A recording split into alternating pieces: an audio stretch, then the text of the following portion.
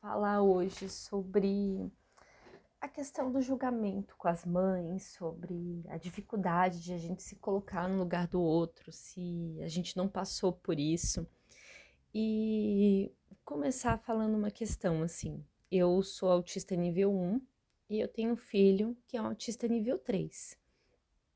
E, e muitas vezes uma pessoa que não é mãe, e um autista, no caso, não um autista que não seja mãe, é difícil, gente, é muito difícil a gente se colocar no lugar do outro. Não é simples. A gente vê em questão de várias deficiências, a deficiência física mesmo. Não sei se vocês já tiveram, já tiveram que usar cadeira de rodas. Eu já tive que usar cadeira de rodas porque eu tive um problema. E aí eu senti essa questão, né, de rampas e assim vai. Então, o que eu queria trazer é a questão de diminuir esse julgamento que tem em cima das mães, que a gente tem um peso muito grande. E para isso, eu vou contextualizar, trazendo um exemplo real de um caso, né, da minha família mesmo, que foi o caso da minha mãe. No caso, minha mãe é mãe, mas minha mãe, ela é mãe de uma autista nível 1 e mãe da minha irmã, né, que tem TDAH. O TDAH da minha irmã não chega a ser severo, mas é um TDAH mais moderado, teve que tomar muita medicação. A Fernanda teve muitas questões alimentares, né, minha irmã. E há uns tempos atrás eu fiz uma live aqui falando sobre certos medos que eu tenho em relação ao futuro mesmo.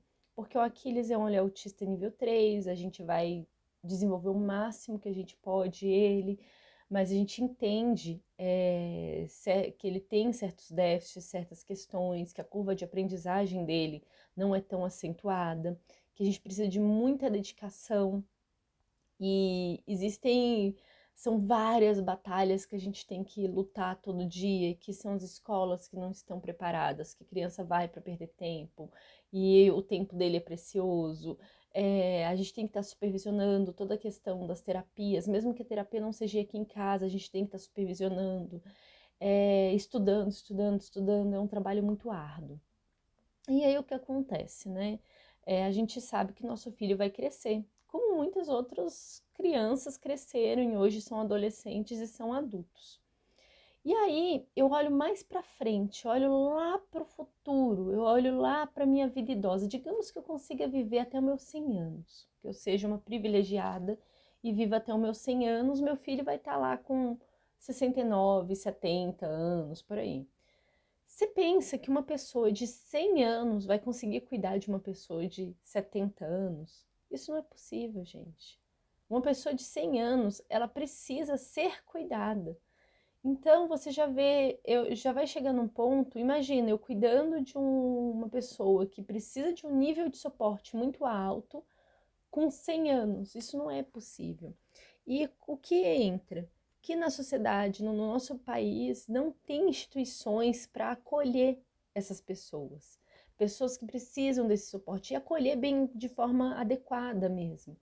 É, então, a minha luta é muito em relação a isso. Que eu possa envelhecer, que eu possa morrer e que meu filho vai estar bem cuidado numa instituição, não vai estar com o mesmo cuidado, a gente tem certeza, né, que mãe e pai não existe igual, mas que eu possa ir e não estar aqui. Aí o que entra a história da minha mãe, né, que eu comecei contando a história da minha mãe. Eu conversando com minha mãe sobre isso, falando antes sobre essa questão, por conta de uma live que eu fiz, aí minha mãe falou, ai Dani, bola pra frente, não fica triste com essas coisas não, se acontecer alguma coisa com você, eu cuido do Aquiles. Aí eu cheguei pra minha mãe e falei assim, mãe, a ordem natural da vida é que os pais morram antes dos filhos, né? Então, assim, seguindo a ordem natural, o natural é você ir antes de mim, meu pai ir antes de mim. E foi uma conversa engraçada que meu pai teve essa mesma conversa comigo também. A ordem natural é essa. E quem iria ter que ajudar com aquilo seriam os meus sobrinhos, seriam os mais jovens. E assim, a gente não pode contar assim com isso. E o que eu trago aqui para vocês é justamente isso. Quando uma mãe, muitas vezes, ela fala sobre luto, ela tá falando muitas vezes sobre o próprio luto, o medo dela morrer, o que vai acontecer depois da morte dela, o que vai acontecer com o filho após a sua própria morte. É esse que é o luto. Muitas vezes, assim, as mães, elas às vezes não conseguem organizar esse raciocínio. Eu vejo toda essa dor, recebo no direct essas mesmas dores que eu sinto, e é isso. E isso eu queria trazer para os canais que debocham das mães quando falam sobre o luto da mãe, o luto do filho vivo. Não, ela não tá, o luto não é, às vezes tem essa questão falam sobre expectativa e tudo, mas muitas vezes eu vejo que a dor é o luto da própria morte, é o luto do futuro. Então, esse é um dos pontos que eu queria trazer para vocês, assim. Outra coisa também, gente, que a gente tem vários autismos dentro do autismo, né? Eu sou autista nível 1 e meu filho é um autista nível 3 e nós somos totalmente diferentes, gente. Eu, por várias vezes, quando eu tô fazendo intervenção com meu filho, que eu tô naquelas dificuldades com ele, que eu tô fazendo essas avaliações, eu olho assim, gente, será que eu sou autista mesmo? Mas quando eu me viro pro meu esposo, que não tá no espectro, que ele passa sufocos comigo, ele fala, você é autista. Ou quando eu converso com especialistas mesmos, e durante a conversa eles levantam certas questões, nossa, Dani, realmente, suas características são bem evidentes. Então, assim, você vê que eu sou uma pessoa que me formei, que me casei, que me considero uma pessoa feliz, assim,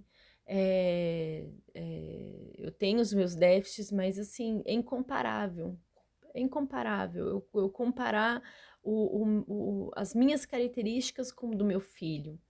Então, assim, meu filho, por exemplo, talvez ele nunca tenha uma depressão, por exemplo. Talvez ele nunca desenvolva essa questão de depressão e ele é nível 3 e precisa de muito suporte. Talvez o nível 1, que tenha, talvez não, muitos níveis que eu já vi na internet até falando, né, relatando, já tiveram essa questão de passaram por depressão e tudo. Eu não tô querendo entrar no mérito da dor, que essa dor, ela é intensa, ela é individual, sabe? Cada um tem o seu contexto, a gente não pode. Que eu posso falar aqui é sobre a questão do suporte. E a gente sabe muito bem que o autista nível 3, o nível 2, ele precisa de muito mais suporte que o nível 1. Não é à toa que isso daí é o critério diagnóstico. E as dores das mães são justamente sobre isso. Quem vai dar suporte para o meu filho? As mães que cuidam de crianças que precisam de mais suporte, elas vivem exauridas, elas vivem cansadas, elas o tempo todo tendo que dar suporte em relação a tudo, é o tempo todo ensinando coisas básicas que têm que ser repetidas, porque a curva de aprendizagem da criança é um pouco mais lenta, então tem que ficar repetindo, repetindo, repetindo. Então isso cansa muito, isso exige muito das mães. E o que eu queria trazer é justamente a gente reduzir essa cobrança em cima das mães, dessas palavras. Quando uma mãe, ela fala que não gostaria que o filho fosse autista, ou do luto, gente, ela, para a maioria, ela ama. Eu, por exemplo, gente, eu não planejei minha gravidez, a minha gravidez veio de um susto, vários médicos que eu fui falaram que eu nunca ia poder engravidar. Então, quando eu engravidei foi um susto, porque eu fiz um tratamento hormonal, assim, que não tinha nada a ver em relação, eu tomei testosterona, gente, eu tomei testosterona aromatizou, virou estrogênio, e com isso eu voltei a menstruar, que eu tinha muito tempo que não menstruava, e com isso eu engravidei. Então foi um processo, foi um susto quando eu engravidei do Aquiles. Então, assim, eu não tinha nenhum sonho em relação a isso. Eu não tinha alguma coisa formada em relação a isso. E quando eu engravidei do Aquiles, eu fui estudar para ser mãe. Eu comecei a pegar livros, eu comecei a estudar. E eu posso afirmar que eu não gostaria que meu filho fosse autista. Eu não queria que meu filho tivesse transtorno nenhum. Eu queria, tudo que a mãe quer para o filho é que o filho seja, sabe, ele seja feliz, que ele seja saudável. E o autismo, gente, ele é um transtorno. A forma que ele é caracterizado é um transtorno. As pessoas tentam romantizar isso, mas e eu vejo pelas minhas dificuldades que eu passo, mesmo que assim, falasse que aquele seria um autista nível 1, mas no caso ele é nível 3, eu também não gostaria que ele passasse pelas dores que eu passo. Então, assim, lógico que a gente não quer que nosso filho tenha transtorno. É muito triste. Então, quando uma mãe ela fala isso, vamos acolher essa mãe. Vamos acolher que não é fácil. E é isso que eu queria trazer para vocês. Espero que tenha sido proveitoso começar já a segunda com um tema meio pesado, né? É, vamos proteger mais essas mães, acolher mais, porque não é fácil, gente. Não é fácil. O Aquiles daqui a pouco acorda, eu tô aqui trabalhando e o dia começa, as exigências começam e elas são muitas o tempo todo. Então, até mais. Tchauzinho.